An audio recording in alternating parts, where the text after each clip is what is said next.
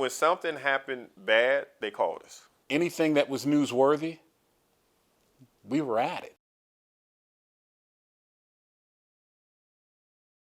We would probably physically see ourselves 30 to 40 murders, that we were on those scenes every day. There was a man shot in the row houses. So on the way to the row houses, we ran across a robbery. So we get a guy in the back seat for robbery. We go to the man shot, and they're still shooting. One guy got hit. A little girl got hit. We get him. On the way back, we got shot at. And we had 3 offenders, 3 guns, and 3 different incidents within a matter of 10 minutes. Somebody would say, that's crazy. That's common for the projects. I got to work with the scum of the earth as I sit there with murderers and thieves and drug addicts and drunks. And then I got to leave the roll call room. The feds hit a house in the Ickies, in the projects, looking for a gang member. And who was in bed next to him was the female police officer. So they were literally in bed together?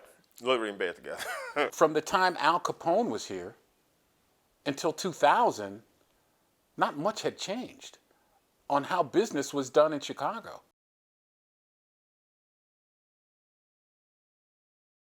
The police, even in the districts, had absolutely no intentions of doing police work. It wasn't just the police, the whole system was corrupt. We've done wrong for so long that wrong becomes right.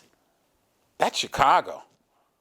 And what we went through in the 80s was Chicago being Chicago. I'm not going to mention his name, but Captain Murphy basically ran all the drugs. The heroin you bought from the 15th district. Police department had a direct line to Pakistan with the China White. We hit the 15th district. We hit their stash house. We got $500,000, 15 machine guns, and a pound and a half of coke. We got 4,000 bags of heroin. We got, money all day. And this was the police dope. That's when they pretty much got pissed off at me.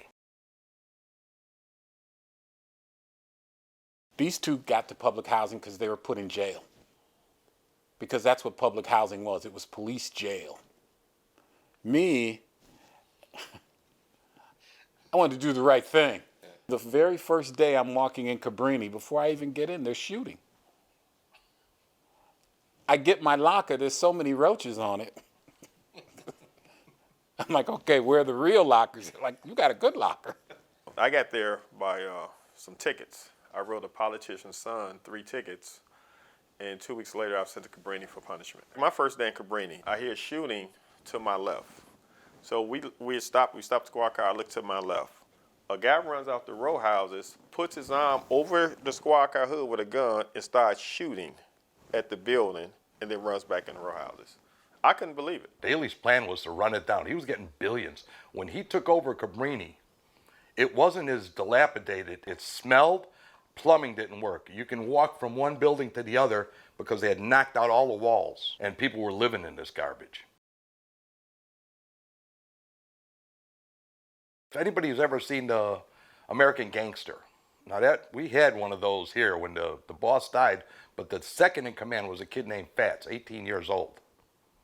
And at 18 years old, he was doing probably 80 grand a day. And for when the game was in Miami, the NBA playoff game was in Miami, he took 20 of his top salesmen.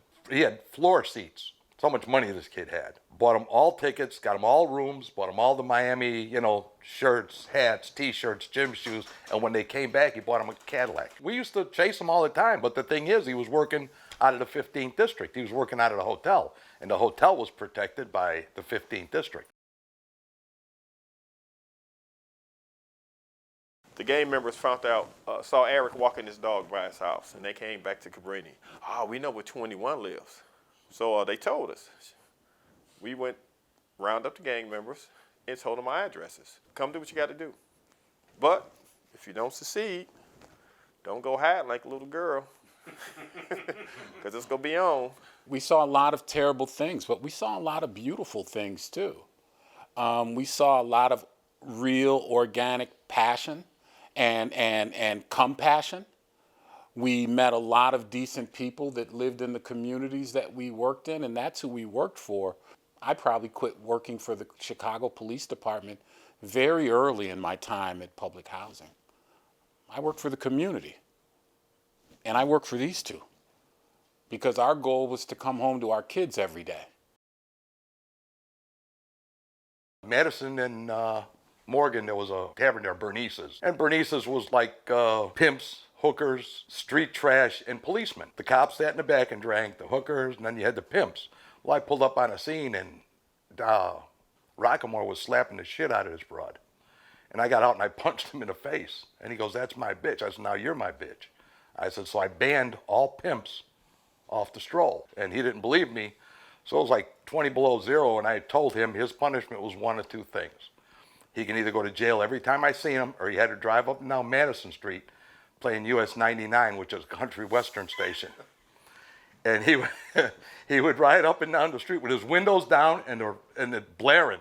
And I told him he had to do that for an hour. The very last call, on the very last day, I delivered a baby. So to see all of that death and despair and destruction, and to end it by not just seeing, I delivered a baby.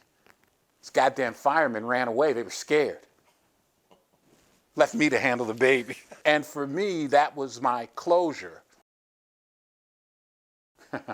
Don't be mistaken.